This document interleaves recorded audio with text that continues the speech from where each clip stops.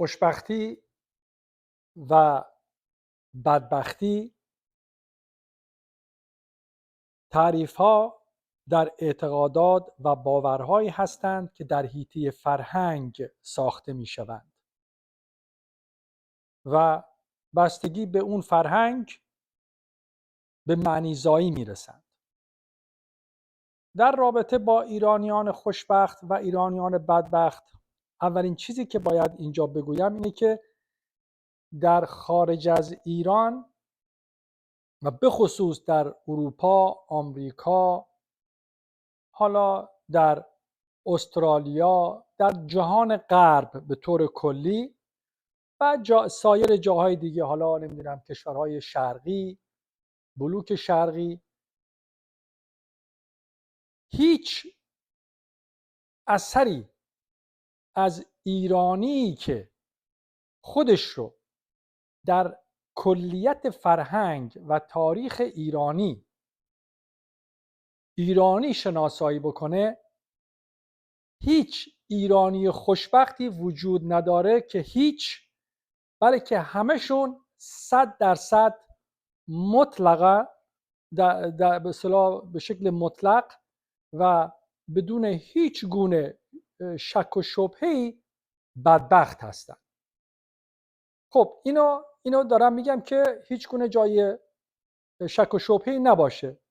هیچ ایرانی در خارج از ایران که بخواد در حیطه فرهنگ ایرانی خودش رو در کوچکترین باورها و اعتقادهای اون فرهنگ شناسایی کنه، نمیتونه خوشبخت باشه. و من اینو از کسی نقل قول نمی کنم. اصلا معتقد نیستم که کسی بخواد بیاد اینجا حالا بگه من جامعه شناسم، من مردم شناسم. من به این چیزا به هیچ وجه معتقد نیستم. من بر اساس تجربه ها و مشاهدات و برخوردهای نزدیک و دور خودم در طی 40 سال از ایران خارج بودن و به خصوص در آمریکا، اینو با قطعیت میگم که هیچ ایرانی من ندیدم که کوچکترین آثار به اصطلاح ایرانی خوشبخت در همون حیطه باوری و اعتقادی تعریف شده وجود داشته باشه. برای مثال، بدبختترین ایرانی ها تو آمریکا ایرانی هایی هستن که مثلا در کالیفرنیا هستن. اینا از لحاظ درجه بدبختی نسبت به ایرانیان دیگر در آمریکا بیش از اصلا غیر قابل تصور هست. بسیار بسیار بدبخت هستن. اولا که چرا ما اینا رو بدبخت میدونیم و بعدی که ایرانیان خوشبخت چه کسایی هستن؟ اگر ایرانی بتونه در حیطه باورها و اعتقادات فرهنگ ایرانی خودش رو در جایگاه خوشبخت قرار بده و تلقی بکنه، اگرچه ما میدونیم خوشبختی و بدبختی اینا همه تعریف و باور و اعتقاد هستند، هیچ گونه به اصطلاح در حیطه حیات، حیطه زنده بودن، چیزی به نام خوشبختی و بدبختی وجود نداره. اینا همه تعریف‌های باوری و اعتقادی هستند در تداوم هویتی.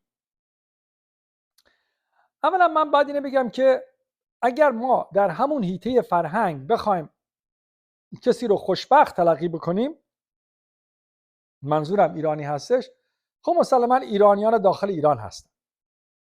اگر شما میخوای ایرانی خوشبخت پیدا بکنی، باید داخل خود ایران بگردی. حالا چرا ایرانیان خارج از کشور بدبختن و چرا ایرانیان داخل کشور، داخل ایران، اگر که خوشبخت باشن در اونجا میتونن خوشبخت باشن؟ اولین پیامی که من به آخوندهای حاکم بر ایران دارم اینه که اینقدر نگران این نسل نوجوان نباشن که حالا مثلا تو خیابون نمیدونم شکمشون نافشون پیداست، نمیدونم اینجوری لباس میپوشن، تو بی‌حجابی هستن، موهاشون رنگ میکنن، این کار میکنن، ژل میزنن، نمیدونم آرایش میکنن، خودشونو اروپایی میکنن، خودشونو فرانسوی و آمریکایی و نمیدونم بریتنی میکنن. نگران اینا نباشین. اینا همه مثل خودتون آخوندن. همه ایرانیای داخل ایران برای اینکه بتونن خودشون رو ایرانی شناسایی کنن، حتی اگر غربی ترین و به اصطلاح نمیدونم اون آزاد پوشترین شیوه های لباس های غربی رو بر تن بکنن، اینا در نهایت آخوندن. این که ما فکر کنیم این اسرائیل و یا آمریکا و یا مثلا اروپا، انگلیس و فرانسه میتونن مثلا بر نسل ضد ایرانی، بر نسل نوجوان و جوان ایرانی نمیدونم 15 16 ساله تا 24 ساله حساب بکنن که مثلا اینا بیان مثلا نظام 10,000 ساله آخوندیسم ایرانی رو بخوان سرنگون بکنن و یک نظام و ارزش غربی رو به وجود بیارن. این واقعا یه ساده لوحی و چی میگن خام پروریه. جایی نگرانی نیست. من اینو به تمام آخوندهای حاکم بر ایران قول میدم که شما هیچ نگران این نسل زد نباشید. اینا هیچ وقت آخوندیسم رو نابود نمیکنن، چون در تک تک نوجوانان و جوانان ایرانی یک آخوند در حرکته.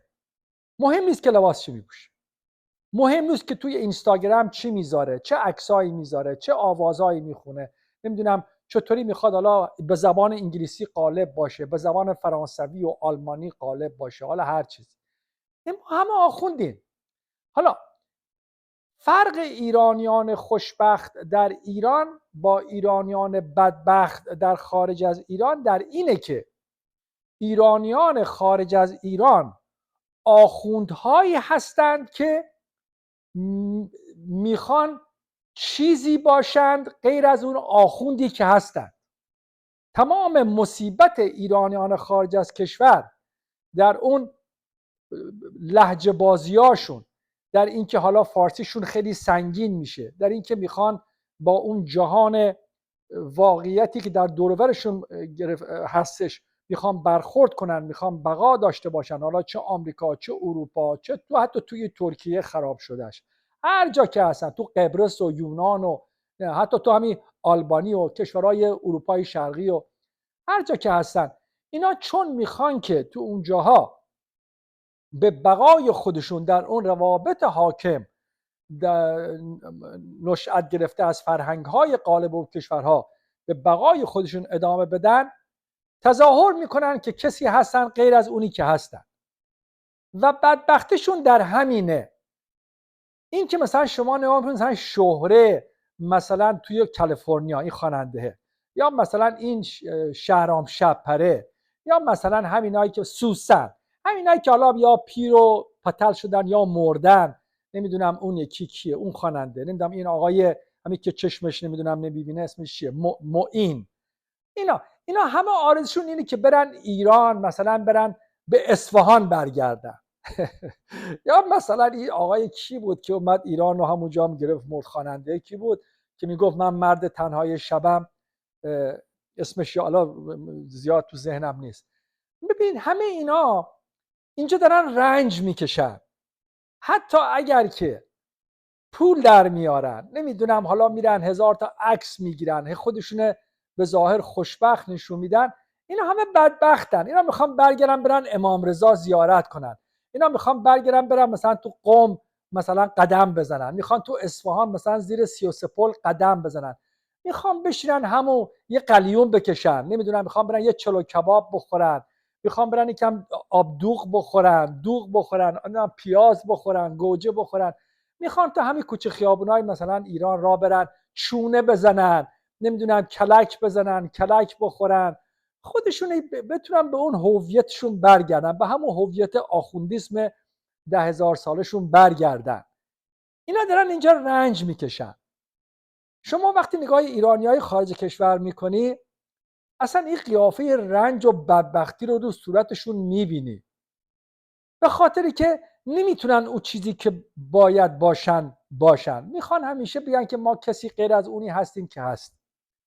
حالا تو ایران دیگه تو این بازی‌ها رو نمیخوای در بیاری. تو ایران اگه تو موهاتم بلند میکنی، نافت نشون میدی، نمیدونم موهات هزار رنگ میکنی، نمیدونم ادا اطوار غربی در میاری، لباسای فرانسوی و انگلیسی و نمیدونم پانکای اروپایی میپوشی، هزار آرایش میکنی، ژل میزنی، نمیدونم این سوزن میزنی، اون سوزن میزنی، این عمل جراحی صورت میکنی، دماغت عمل میکنی، لبت عمل میکنی، حالا هر غلطی که میکنی، ولی تو همین کوچه خیابون که راه میری با آخوندیسمت همراه و همشکل و یکسان میشی. هر وقت که بخوای آخوندی، فرق نمیکنه. تو رابطهای خانوادگیت آخوندی، در رابطه با دوست پسرت هم که بخوای حالا نمیدونم با شورت، هر با شورت راه میره، نمیدونم با این لباس، نمیدونم تیشرت، نمیدونم نیویورک راه میره، وقتی با هم حرف میزنین همون روابط 10,000 ساله آخوندیسمه. پس شما دچار بحران هویت نمیشین. ببینید این نوجوانا و جوانایی که به اصطلاح ایرانی‌ها خارج کشور ذوق کرده بودن که زن زندگی آزادی تو ایران نمیدونم شکل گرفته، حالا اینا بلند میشن، نمیدونم این آخونده میگیرن، عمامه این آخونده میپرونن، نمیدونم سرنگون میکنن.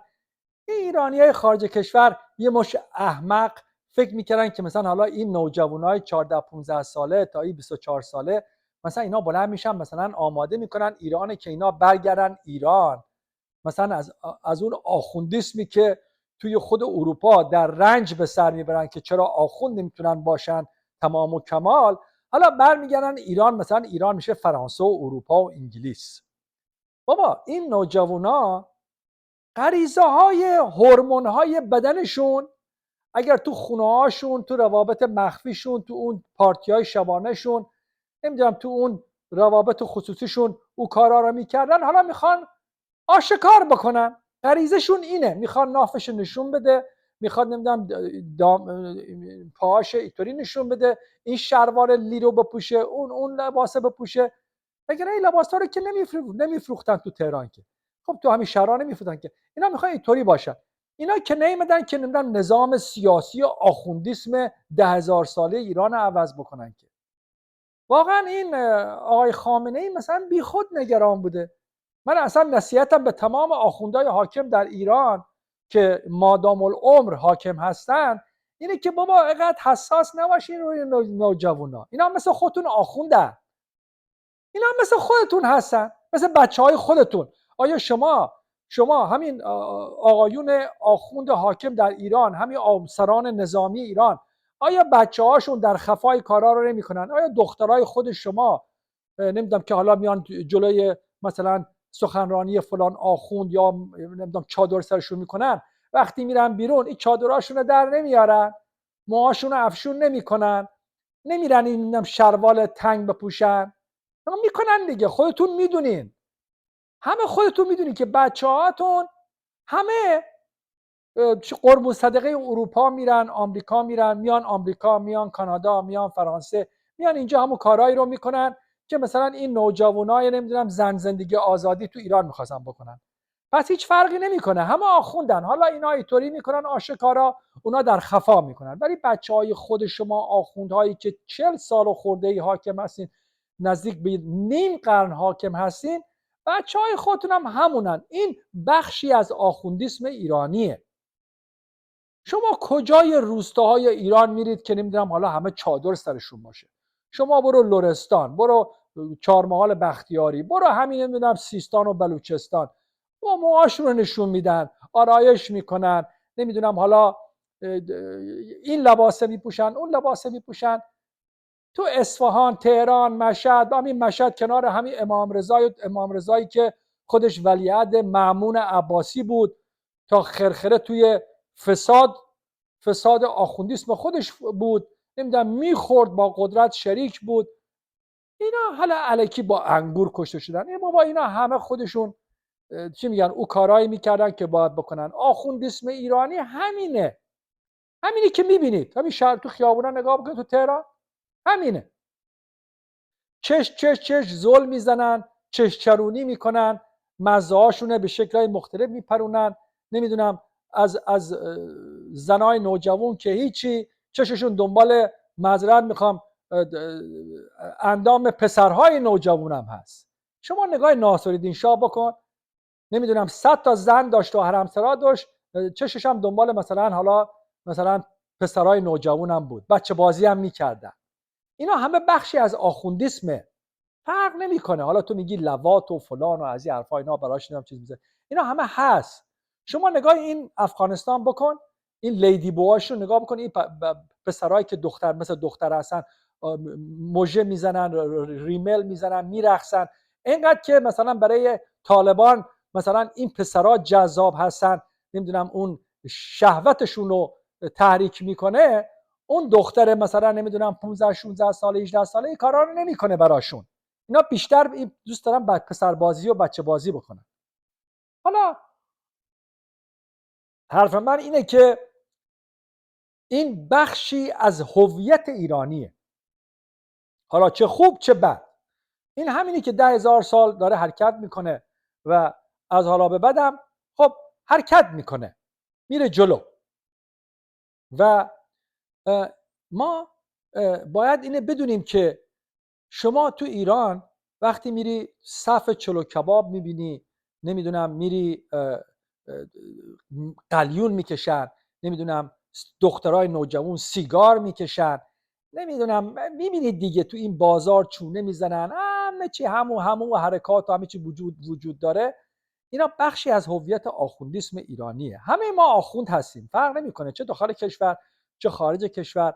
منتها تو خارج کشور بدبختی و زجر ما اینه که باید تظاهر کنیم که حداقل آخوند نیستیم و این بدبختی ماست. و اگر ما هم هویت بودن با اون چیزی که هستیم رو خوشبختی تلقی کنیم، اون موقع ایرانیای داخل ایران خوشبختن. من اصلا نمیدونم برای چی نمیخوام یا خارج کشور. اگر شما دنبال پول هستین با همون تو خود ایران که دزد بازار دیگه. تو ایران شما میتونید اگر یه مقداری از این گشاد بازی دست بردارید میتونید پول در بیارید. ببینید آخوندیسم تو ایران، شما نگاه کن تو ایرانیا ساعت کار مفیدشون در طی روز 3 ساعت نیست. حتی من بعید میدونم که 2 ساعت باشه. صبح بلند میشن تا بخوان اینا کار بکنن، دیگه ظهر شده، تا بخوان با هم غیبت بکنن، چرت پرت بگن، چه میگن نمیدونم پشت سر اینو اون حرف بزنن، بیان نمیدونم 1000 تا هارت و پورت و اینا بکنن، ظهر میشه. بعدش هم ظهر چلو کبابشون میخورن، میرن میخوابن، ساعت 4 میان. در واقع فعالیت آخوندیسم ایرانی در شب شروع میشه، بعد از ظهر شروع میشه تا نصف شب. میبینی که با بچه‌های 4 5 ساله مثلا 3 نصف شب دارن تو خیابونا قدم میزنن. من نمیدونم اینا کی میخوابن، اینا روزا خوابن. اصلا زندگی آخوندیسم تو ایران مثل جغد میمونه، همه جغدن، همه شبانه هستن. و نگاه میکنی تا میگن هر روز 40 خورده ساله میگن دلار رفت بالا، آی مردم بدبختن، آی مردم ندارن، آی تورمه، آی نمیدونم مردم در فقرن. بابا شب و روز دارن میخرن. اینقدر که تو ایران این ایرانیا دارن خرج میکنن، قیمت رو جنسا رو به دلار میخرن. بابا تو آمریکا و اروپا غلط بکنن بخرن. تو اروپا بابا ایرانیا همه روی سوشال سکیوریتی و نمیدونم این چی میدن، این حقوقای بیکاری و یه مش بدبخت بیچاره که چششون فقط به دست دولته که کی آخر ما یه پولی بهشون بده. تو آمریکا مثل خر کار میکنن، خودشون میگن عمری کار، نمیگن آمریکا، به خاطر که از روزی که وارد آمریکا میشن باید همش در این ترس و نگرانی باشن که فردا آیا دارن یا ندارن، بخورن یا نخورن. تو ایران بابا مردم ایران آخوندایی هستن بیخیال، مثل حاکمان ایران بیخیالن. اسرائیل حمله بکنه بزنه 1000 نفرم بکشه میگن شهید شده. اینه به تخمشون هم نیست، بیخیالن. این اسرائیلیا و آمریکایا این اروپایا گوگیجه گرفتن، نمیدونن این مردم ایران چیه، نمیدونن اینا چیه. اینا غربی هستن، اینا میخوان مثلا به دموکراسی اروپایی برسن. بابا من اگر من جای این اسرائیلی و آمریکایی‌ها بودم بابا دور بر ایران خط بکشید. بابا کاری به ایران نداشته. ایران شما نمیتونید، این آخوندیسم نمیتونید تجزیه بکنید. این آنچنان ملاتیه که 10,000 سال مثل سنگ کوه شده.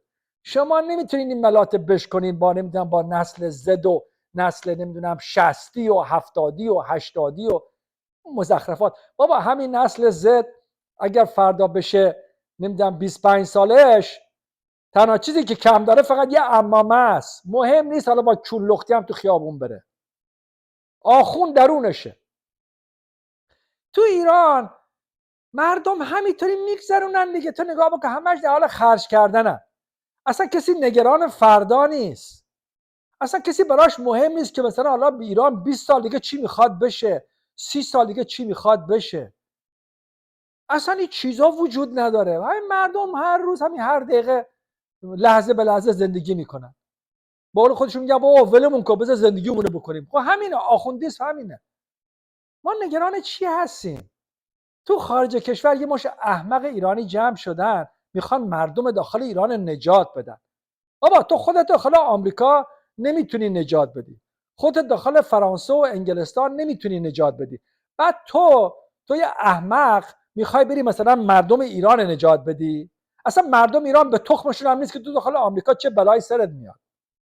شهرام شبپره آرزوش اینه که مثلا بره ایران، مثلا بره مثلا زیر مثلا شهره میگه من میخوام برم امام رضا. خب بابا تو که بعد از 40 خورده سال تو آمریکا خودت اینقدر غربی جا زدی، آخر تو شب که میخوای بخوابی داخل فکر و مغزت امام رضاست. خب آخوندی دیگه عزیز من. آخوندی که معاش بلند کرده 1000 تا سوزن به صورتش زده که مثلا میخواد حالا خودش هم مثلا حالا نمیدونم اروپایی نشون بده. مردم ما همینند. اصلا نباید نگران مردم ایران بود. نباید نگران جنگ 12 روزه و جنگ 30 روزه و جنگ 30 ساله. بابا ایران 10,000 سال در جنگه. 10,000 سال آخوندیسم در حفظ و حراست و بقای خودش حرکت کرده. نگران نباشین. من پیامم به ایرانیای خارج کشور اینه که بابا برید قلبونتون رو بکشین، دور هم جمع بشین، نمازتون رو بخونین، روزتون رو بخونین، عاشورا تاسوعاتون رو بگیرید. اینقدر خودتون اذیت نکنید بابا. اینقدر هی نمیخواد در ادا اطوار آمریکایی و اروپایی در بیارید. نمیتونید آخوند نباشید. شما میرین رستوران ایرانی داخل آمریکا، طرف میره رستوران ایرانی که مثلا نیم ساعت احساس کنه که مثلا تو ایرانه. نمیدونم عکس خشایارشا و کوروش و داریوش و حالا نمیدونم پارسی و بابا عکس امام حسین بذارین بالا، عکس علی رو بذارید بالا، نمیدونم این برین اونجا، نمیدونم این بنرها پرچمای نمیدونم امام رضا رو تو رستوراناتون بذارید. چرا اینقدر خودتون رو اذیت میکنید؟ برین سینه بزنید، برین مسجد بابا تو سر خودتون با زنجیر بزنید. چرا اینقدر خودتون رو اذیت میکنید بابا؟ شما تو ایران نگاه کن، تو عاشورا تاسوعا نگاه بکن، همین نسل زد با همین موهای هزار رنگشون، با همین نافشون میان زنجیر میزنن. خیلی جالبه نه؟ طرف مثلا با اون لباسش مثلا تو خیابون راه میره، مثلا این زن زندگی آزادی میخواستن بیان، مثلا میگن که این نسل جوان باید آزاد باشه. همون نسل زد میره زنجیر میزنه، میره نمیدونم سنج و دمام میزنه، سینه میزنه. چه پسرش چه دخترش. وقت آخوندهای ایران مثلا نگران چی هستن؟ اینا میخوان بیان انقلاب بکنن، اینا میخوان بیان شما رو سرنگون بکنن. بابا نگران نباشین، بچهای خودتون هم همینن دیگه. همینه که هست. همینا هم برای ایران می جنگن. اگر اسرائیل و آمریکا بخوان به ایران حمله بکنن، همین نسل زد میره دور کلش یه دونه از این باندای یا حسین میبنده، میره می جنگه. نگران نباشید. اینا 10 سال دیگه صاحب ایرانن. ایران تکون نمیخوره. مهم نیست که تو ایران کی بخواد بیا رو کار بیاد. این محمد رضای پهلوی احمق فکر میکرد که مثلا میتونه ایران و اروپایی و آمریکایی بکنه با او احمق رضاخان رضا شاش. اینا آمدن مثلا گفتن زنا مثلا این چادراشون رو بردارن کشف حجاب کنن. بابا کشف حجاب یا نمیدونم با حجاب، همش یه ماهیته. شما این همه سال کشف حجاب کردید، حالا چی شد؟ میگن نه مردم ایران انقلاب کردن، شما رو با درکونی بیرون کردن، اومدن نمیدونم حالا 30 سال 35 سال هم چادر و روسری هم سرشون گذاشتن، حالا هم مثلا نسل زدشون بر میداره، میرن موهاشون رو بلند میکنن، نمیدونم درتی بلاند میکنن. اینا همینه. شما میخوای به داخل ایران مثلا مردم ایران آمریکایی بکنی؟ تو آمریکاش نمیتونن آمریکایی باشن.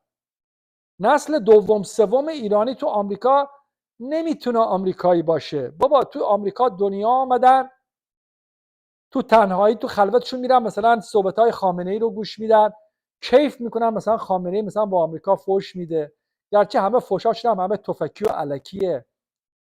اصلا بابا همه اون حالت دلالی و بازاری و چاپلوسی و دریوزگی همه جا تو ایرانیا وجود داره، چه تو خود ایرانش چه خارج از ایرانش. این فرهنگ ماست. ما اینطوری به ایرانیت میرسیم، ما اینطوری ایرانو حفظ کردیم. همینی که هستیم. بابا اون ترکای عثمانیش هم گوگیجه گرفتن. همین ترکای عثمانی مثلا خطشون رو عوض کردن که اروپایی بشن. آیا اروپایی‌ها مثلا ترکای عثمانی رو به عنوان اروپایی قبول میکنن؟ شما حساب کن مثلا این ترکای عثمانی چقدر اینا احمقن. حالا باز ایران گفته آقا ما همینی که هستیم، نمیدونم گور پدر آمریکا، گور پدر اروپا، ما همینی که هستیم. شما ببین چقدر این ترکیه احمقن که میخوان به اروپایی‌ها ثابت بکنن که مثلا حالا اینا مثلا اروپایی هستن. همچه چیزی نیست. ما باز ایرانی‌ها حداقل به اصالت خودمون واقفیم که بابا ما همینی هستیم که هستیم. حالا مغازه‌هامون هم اسمشون هم آمریکایی میذاریم، نمیدونم چی فراید چیکن میذاریم، نمیدونم چی پیتزا میذاریم، نمیدونم فودلند میذاریم، نمیدونم فشن لند میذاریم، نمیدونم ایران مال میذاریم، حالا هر چی که میخوایم بذاریم. ولی در نهایت همینی هستیم که هستیم. هیچ نه، من به پیامم به روشنفکرای ایرانی که اینقدر هرس و جوش میخورن، اینقدر خودشون مزه میخوان، فشار خونشون بالا پای میره، اینه که بابا اینقدر هرس نزنین، نگران نسل ایرانی نباشین، بابا نگران آینده ایران نباشین. شما هر چقدر هر گوی برای خودتون خوردید توی این سالایی که تو اروپا ایران بودید، همین مزه میخوام، همین گو هم برای نسل جوان خواهید خورد. کدوم ایرانی روشنفکر تو اروپاست که خوشبخت باشه؟ کدوم ایرانی روشنفکر تو اروپا هستش، تو آمریکا هستش، دکترش و جامعه شناس و روانشناسش که مثلا اینا حالا به آزادی رسیدن، اینا مثلا به نمیدونم بالاترین مرحله نمیدونم دموکراسی رسیدن؟ همه یه مش بیچارا بدبختن که وقتی دور هم جمع میشن میگن قلیون چاق و یه قلیون بکش. میشینن راجع به همین چرت پرتای همیشگی حرف میزنن. بابا بذارین مردم ایران زندگیشون رو بکنن، بذارین همینطوری که هستن باشن، بذارین شکمشون رو پیدا نشون بده، موهاشون رو بلند بکنن.